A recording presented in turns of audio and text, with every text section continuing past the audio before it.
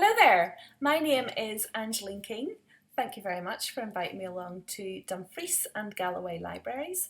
I thought I would read to you today a wee snippet from Dusty Bluebells, and you might recognise some of the lingo.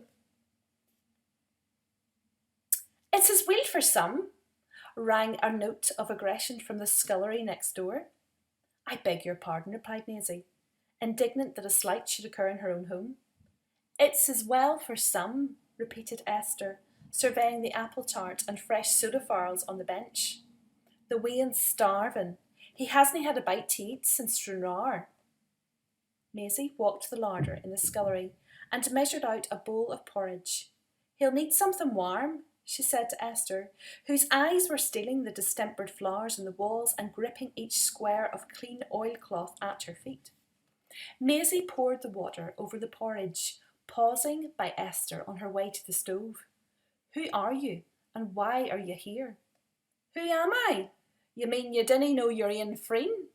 Esther laughed bitterly and circled her foot on the oilcloth. Leonard didn't know me either, did he? Maisie flinched. What had Leonard to do with this woman? Who are you? She repeated, stern this time, fearful that some unearthed ghost might unsettle a night that felt less hallowed as each second was extracted from it. Esther Gibson. You said McCallum. Aye, I was married the day. I don't know any Esther Gibson. You don't know any Esther Gibson? She smiled, imitating Maisie's authoritative tone. No, I suppose you wouldn't ha' heard of Esther Gibson. Did Tam Gurley no mention me? Tam's dead. Good riddance to him. Maisie blinked. Her brother-in-law had died in the Normandy beaches. He had died a hero. Did your husband no tell you about the young girl sent up to the country to look after his widowed da? I scrubbed for the old blurt, morning, noon and night. I cleaned out his po and his gutter and much mair forby. They took me out of school when I was 11 till 10 to him. And God knows I cried when I seen them dry toilets in Brishean. I hadna much in Mill Street, but there was porcelain in the yard. And you're Leonard's brother, Tam. Well, Tam took care of me. I'm Angela, and I'm from Dumfries and Galloway Libraries, and I'm here with Angeline King today. Now, Angeline King is from Larne in Northern Ireland, and is a self-published author writing in Scots. And would you like to tell us a wee bit about your writing and your writing process, Angeline? Yes, so I mainly write novels. I'm writer in residence at the moment in Ulster University, and I'm doing a PhD as well. So writing process-wise, I started off, as I say, writing novels in English, and I wouldn't even have considered at that time thinking about dialect or anything. And then I wrote this wee book, actually, Children of Laharna.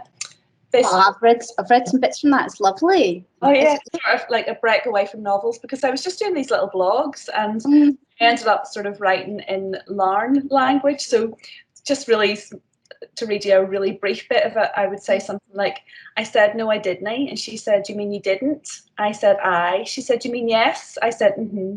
So there's really things like that throughout it. And so it's written in English, but it's got quite a lot of Ulster-Scots in it, and it's got maybe like a feel of Ulster-Scots as well. So once I started doing that, then that took me in a completely different direction. And then I ended up writing a novel which has a lot of Ulster-Scots in it. So it's called Dusty Bluebells. And, it's written in the traditional sort of, English prose and then a bit of Ulster-Scots dialogue. I didn't go the full and write it completely in Ulster-Scots. I wouldn't have thought of that at that time, but I have to say I have started experimenting with that now with shorter pieces, because I've really got to know the Scots language. I knew, obviously, I grew up with Ulster-Scots. My mum and dad still speak it. But I've really got to know the Scots language now, and I spend a lot of time now hooking around for words in the dictionary of the Scots language, and I can literally pass a day in the Yeah, dictionary I love. language. I absolutely love the dictionary of Scots language. I think it's great. I love the fact that it's got, with all the citations, it's got all those beautiful little quotes from various different things. You know, I was doing a little bit of research recently on a thing called the Rarity Ghost, which is down by Auchencairn, and there's an old ghost story. And when I was looking through the Scots in it, I discovered that there was actually a little bit from the pamphlet that describes the Rarity Ghost on the Dictionary in Scottish Language as a citation for a hair tedder, which is some kind of like rope made out of hair that witches use, apparently. So it's great, like idioms and yeah, it's wonderful. it's a brilliant site, absolutely. So you say that you're the writer in residence now at the Ulster University. How did that come about? Well, I was sort of in between jobs. I had left one job and I was starting to set myself up as self-employed. And I went up to meet Ulster University to talk about, because they have a great department, and Dr. Frank Ferguson does an amazing job on Ulster-Scots literature. And so I just wanted to let him know that I was out there and that I was writing in Ulster-Scots. So we had a conversation, and then I afterwards, we didn't even talk about the PhD, but later I actually thought to myself, maybe this is something that I should think about. Yeah. And then it came, I applied actually straight away.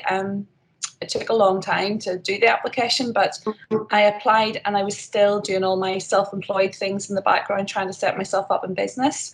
And then lockdown hit. And the interview for the PhD came up right in the middle of that. So I was just so grateful to get onto that program. It was such a godsend, because, you know, as lots of people in the arts world, I was left without any money, and because I was a new business, I had nothing to fall back on. So, you know, it just came at the right time. Oh, that's good. I just think it was fate, really, that I was doing this. I don't think if you'd asked me 10 years ago, would you ever do a PhD, I'd probably have said no. No, I have to go to work, you know, I have to earn money, get a pension and all the rest of it. But life throws up some interesting, you know. So what's it like going back to studying now? Well, do you know, it's not that much different to what I was doing before, because I had written a book on the history of Irish dancing, which took about 3 years. So I spent a lot of time researching and interviewing people for that. And I've obviously been writing novels.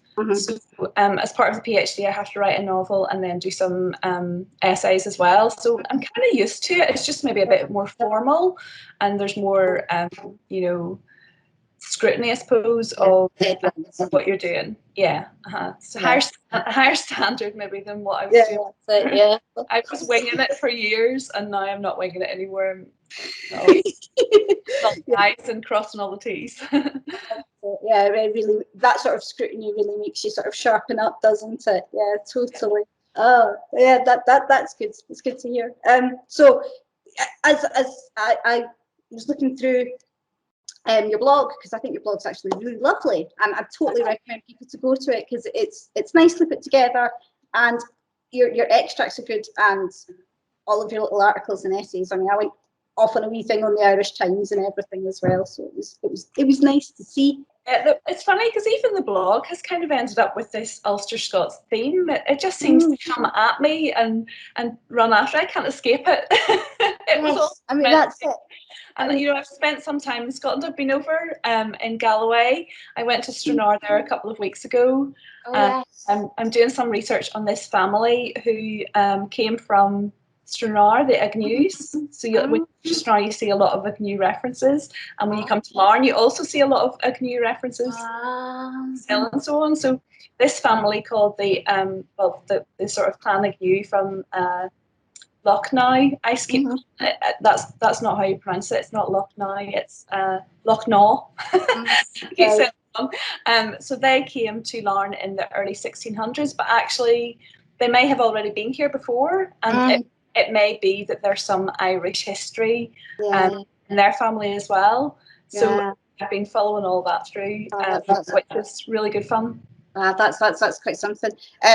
actually what I love about standing, if you go to like Kirkpatrick, you get that sense when you stand at Kirkpatrick of back in time before we had all the roads and the railways. It was easier to travel from Galloway to Northern Ireland or to the Isle of Man or up the coast. It was much more went backwards and forwards between it. So, you know, the fact that our history is really shared between the two regions is... They're just so incredibly linked. And because I'm in Larne, we effectively have this twin town, Stranraer.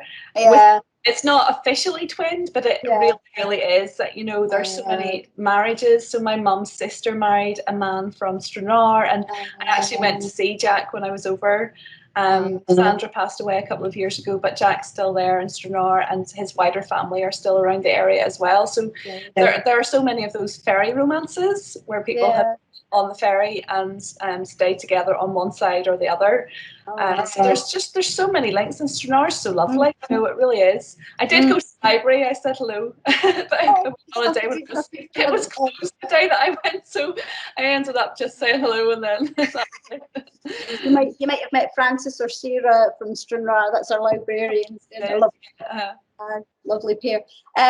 Now I tell you what it was. So talking about Ulster-Scots, so I'm reading through some of your stuff, and obviously I have a struggle reading it for the simple reason that I hear it in Scots and not Ulster-Scots. You know, I don't hear the accent on it, because I mean, I read a lot of Scots. Obviously there's big links between Ulster-Scots and Scots. Do you ever find that if you're reading Scots, and sort of the other way around? Do you know what? The reading experience is actually really easy. So one of the essays I'm writing is on female novelists who write in Scots and Ulster-Scots. So I'm getting to read Nan Shepherd and so on. You know, I find the reading experience okay, but when I go to Scotland and I hear people speak, it is a different language. Scots really is a language. It's so hard to understand, you know, and if you're not in the way of it, I did live in Glasgow for 1 year, and I kind of got used to the Glaswegian accent, but even it, now I have to tune in. But when you hear a really hardcore Scots voice, it's very... So my Uncle Jack, I was listening so carefully to what he was saying, and even just words like change, we would say change, we would say change. Yes, that accent, particularly that Stranraer accent is such a... I think it's actually quite... It's still got a lot of that Gaelic kind of up and down thing in it. There's definitely an influence of something slightly different than other places I've been to in Scotland. It is so broad and so hard, and you know, even just being in shops with masks on, you need the lip reading, don't you? And to listen to the Scots language with a mask on, it's almost impossible. You know, you really do. But you know, it's great to see that so many people are still speaking Scots. It is. I feel that it's dying out here. I don't really use it on a day-to-day basis, and my mum and dad still use it. They don't change their accent for anyone. They never change. They never change their voice. But my children don't really speak it. I know words. Yeah, I was going to say, I think the thing is, though, because they're schooled. I mean, I noticed this a few years ago with kids coming up after my sort of age. That they sound... They sound more like, I would call it, they're speaking educated Scots, but not even really that, because they're not really using Scots words. It's that kind of, I guess it's the one size fits all education. Everyone gets taught English, so you just kind of... It's like a flat. But they use like standard kind of Californian vocabulary that they hear on YouTube, and we're losing all those. Where's the word I put on Twitter this morning about my wee Doug? It was a wee skitter. You don't really even hear wee skitter anymore, you know. We do, the vocabulary is the same between Scotland and Northern Ireland, and actually even in Ulster English, which I'm speaking now, you can hear a lot of Scots words. Scots is just completely, you know, pervades the Ulster dialect generally. But there's just, you know, these smaller pockets of people who speak a really broad Ulster Scots as well. So when we were brought up saying, I didn't want to go to the shop, and you can't do this, and you can at the door, and you know, that's how our pronunciation was like that. But once you go into the, you know, school and the workplace, it does get dampened down a wee bit. It does, yeah. I mean, that's what I found as well myself. You know, you start off and you do speak a lot more broadly. They educate you at school. And so there's a lot. Say when I bump into Stuart Patterson, did you mention him earlier? Yes, I did. I was actually going to mention him again, because then of course there's people like Stuart Patterson. The thing that I've been invited to is actually a launch for the album by Nicola Black, which is based on his book, The Scatterbrain. Songs. I had the pleasure of meeting both of them virtually and in person. So I went to the Burns, is Ellisland, the Burns. Yes, Burns, the farm there. Yes, the farm. And I met Nicola and her husband and Stuart. And, you know, they're such lovely people. But I also heard, I was on a call, like a video call like this, and I was playing the music and playing some of his wee burn rhymes. So hopefully he'll get the chance to do some of that with, you know, schools next week in Northern Ireland. He's got a pretty packed itinerary. I don't know if he's got a school. This is from the Community Arts Partnership publication, and it was the first time I had ever submitted a poem to a publication, and I was really pleased that it was published because there is a wee bit of Scots in it. There are a few languages thrown in, so bear with me. So this is called On Velveteen, and you might enjoy it if you've ever heard of the band Transvision Vamp. You maybe have to be a certain age to know that. Hang up your plicatus adhere facta blazer, step into gingham, take a deep breath, and tidy away your ings.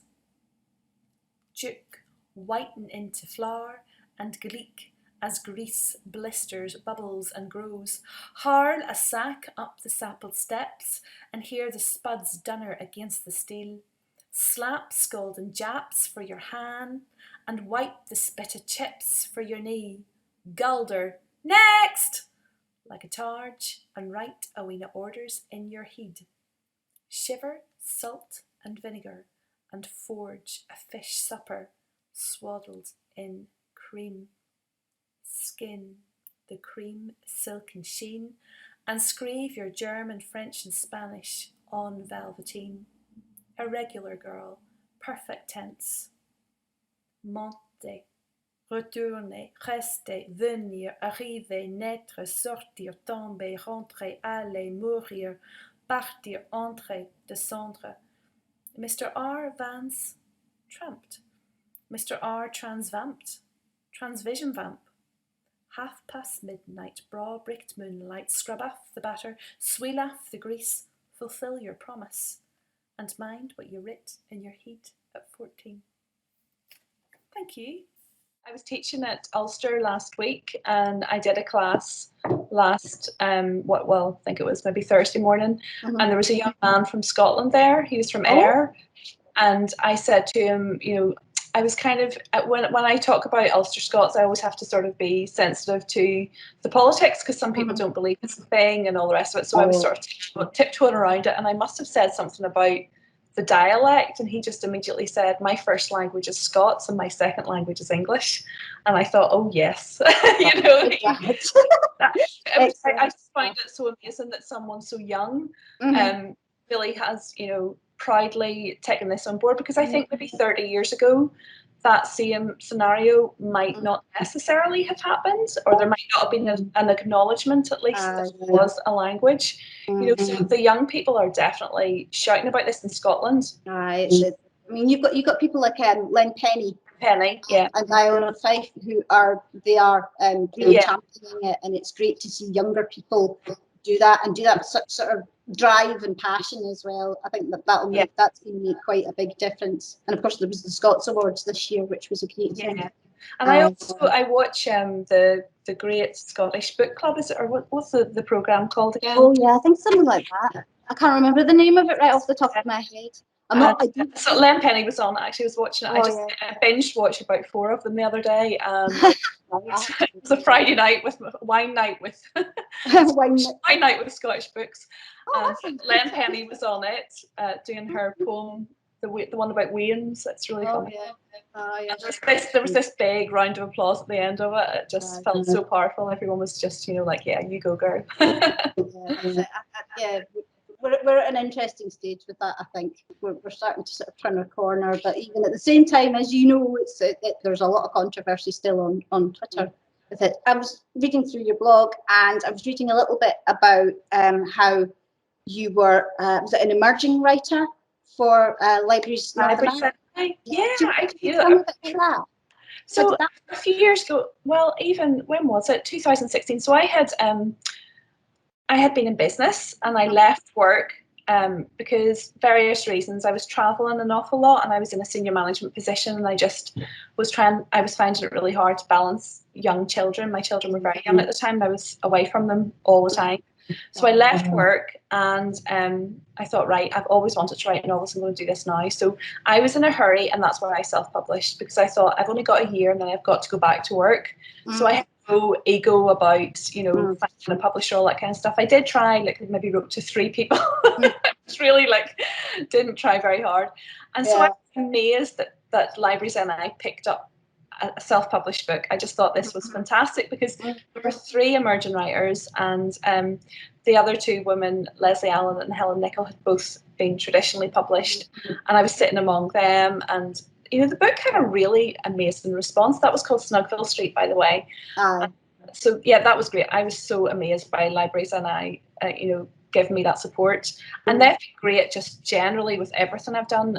They also hosted a tour of libraries for me when I did the Irish dancing history book as well. So yeah. Oh, how was that to present? Did you actually when you were presenting that in the libraries? Did you actually do some dancing? I just brought dancers in. I think I maybe destroyed a library one time. I brought some dancers in. Don't tell anybody. This isn't going on anywhere, is it? But some dancers came in. I'll not say which library, but there was this beautiful brand new floor, and the dancers came in with their tap shoes, and they were just, everyone else in the audience was really enjoying the dancers. But the last thing the librarian had said to me was, we're a bit worried about the floor, and I said, oh, it should be okay. They'll be in soft pumps. So then they got up with the hard shoes, and it was brilliant, and everyone was clapping and enjoying themselves. But I was sitting there going, oh, the library floor, I've destroyed a floor. So I'm hoping and praying that floor washed up okay afterwards. But yeah, that was brilliant fun, because, and there's a lot of Scots history there as well, because Irish dancing is kind of made up of lots of influences. So there's Scottish influences, and the reels and so on. A lot of the music that we use in Irish dancing, particularly in the north of Ireland, would be Scottish in origin. So so there's a lot of overlap. A lot of overlap, yeah.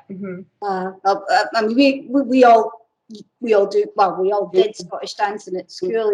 Every year you do your couple of weeks of Scottish dancing before the Christmas dance. But I always used to love it. It was always one of my favourite sort of parts of the year. But then I was one of those lasses that I used to, you're doing like an 8-some reel or something like that, and I'd lean back, just as much as I could with whichever boy it was, and then just at the right moment, right, I'm letting go, kind of thing, because I was a bad one. It's actually still learning. It's on the curriculum here, I think, because I know both my kids around AP4 had to do country dancing in PE.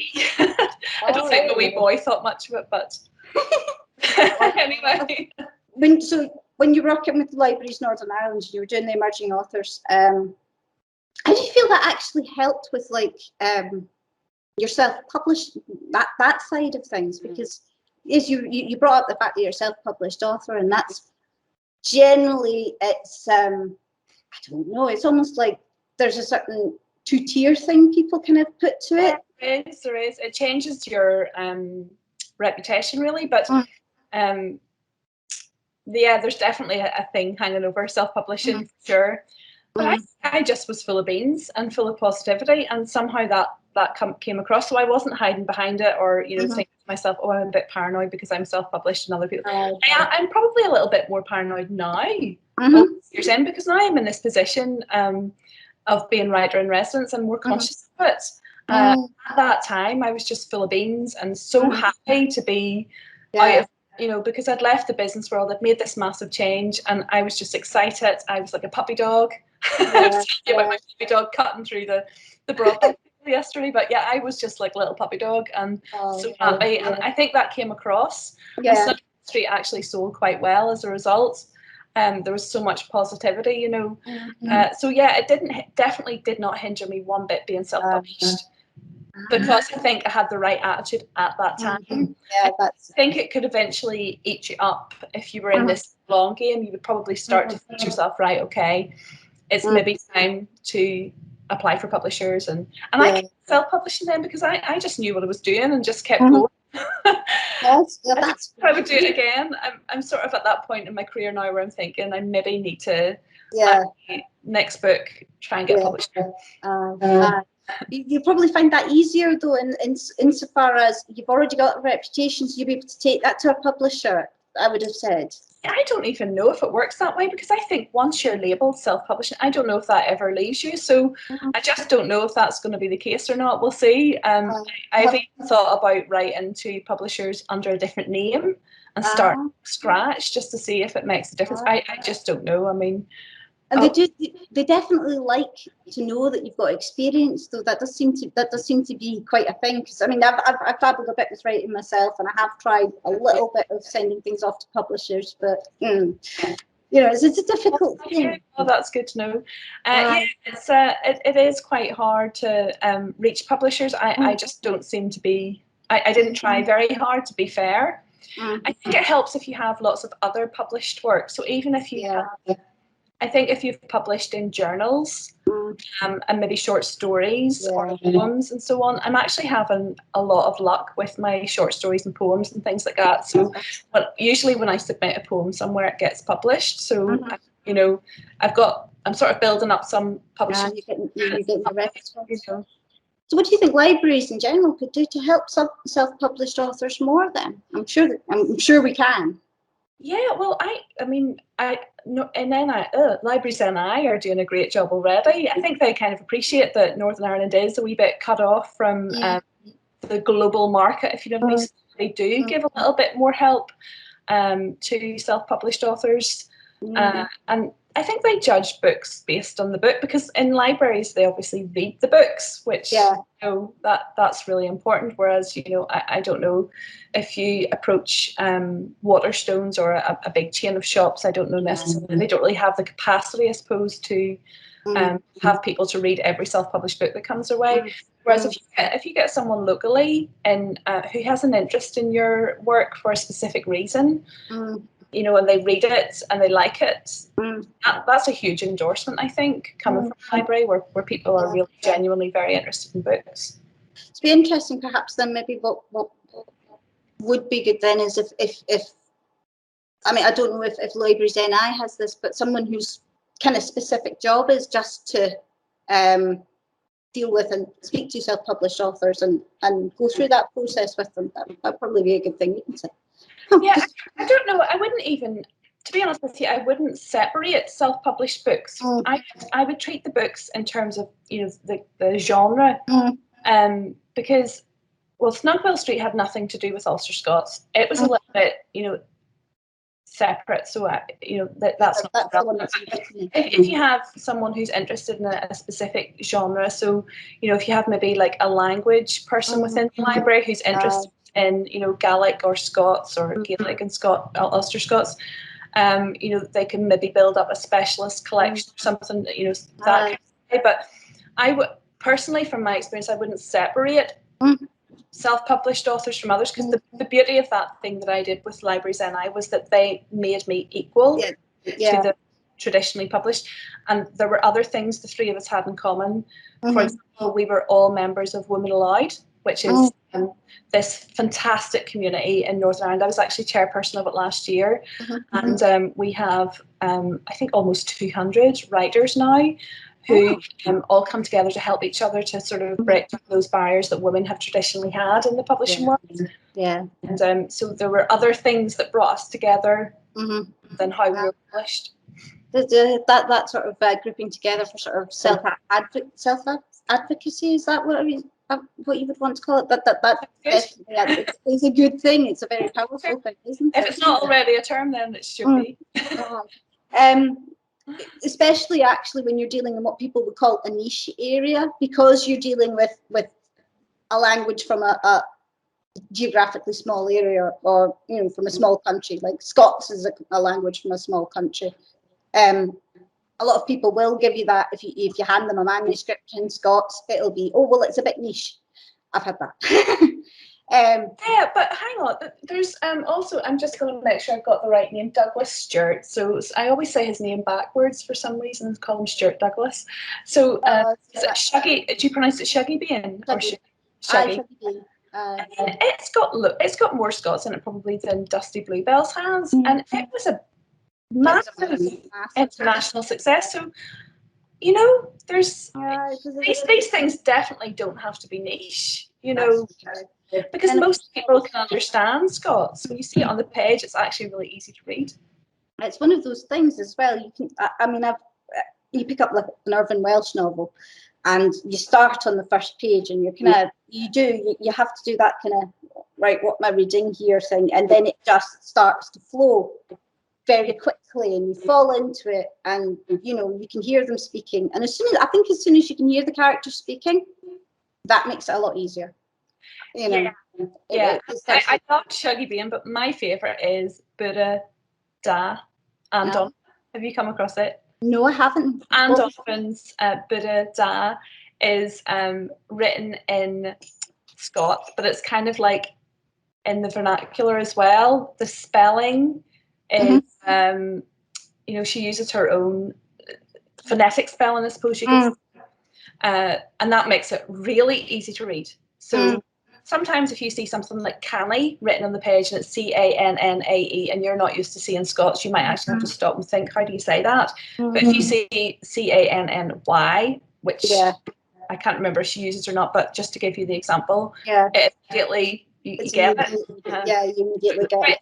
Things that she uses in that book, that little techniques that aren't strictly speaking Scots, but actually are really easy to read. But it's a great book. What did you say it was called again? Buddha Da. Probably have it sitting here. I'm sitting right beside my bookshelf. So. Oh, that's probably a good idea. So this is an ex-library copy that I've bought online, just in case you think I've stolen it from a library. I'm a bit paranoid about showing people that in case they think I've nicked it. I haven't. Is that Anne? That came from Buckinghamshire Libraries. There you go. They mustn't have needed it anymore. Well, it's actually been really lovely talking to you this morning. Do you want to just how about you give us a little idea of what you're doing at the moment and where you feel you're going, just as a kind of quick summing up for today. Well, I'm writing a novel. It's a diary novel, so I'm also studying diary novels as well. So I was very much inspired by The Secret Diary of Adrian Mole when I was a younger teenager. I suppose that stayed with me, and I always wanted to write a diary. So I'm writing a diary from the perspective of an 18-year-old in Northern Ireland, set in 1995, and it brings together all these various strands of our linguistic identity. So this girl is a bit obsessed by finding out that her area, her town, was once sort of, lots of the land in her town was owned by these Gaelic bards, the family, who are connected to the Agnew family that I was talking about earlier. So that's why I've been back and forward to Scotland and sort of looking at the landscape and trying to figure out the history a little bit. So I'm having good fun with that. And I think it's just the PhD is just going to keep me really busy for a while. Yeah, absolutely. It'll keep you busy, and it'll keep you all sort of right. You know what I mean? It's fun though. I mean, I feel really embarrassed, like, by telling people how much fun it is, because there's this sort of thing where people come to me really, really stressed, and I'm like, I'm okay. I really enjoy it. Yeah, if it's exciting. I mean, when you study something that you really enjoy, it doesn't really feel like studying. It's like when you work at something you really enjoy, it doesn't really feel like work, does it? Yeah. I'll maybe have a bit of a shock. I'll be sitting there going, oh no, I've enjoyed myself too much. I need to do something. I've been keeping up the pace of work okay too, because we were locked down last year, so I had no choice but to work. That's it. I know. Lockdown threw a lot of things at us, didn't it? It was quite a time. It was quite a changing time. It's been absolutely wonderful talking to you. Thank you. Brilliant, and really looking forward to your reading as well. Can't wait to hear that. Great to speak to you. Hopefully get to speak to you again. Okay, thank you. Take care.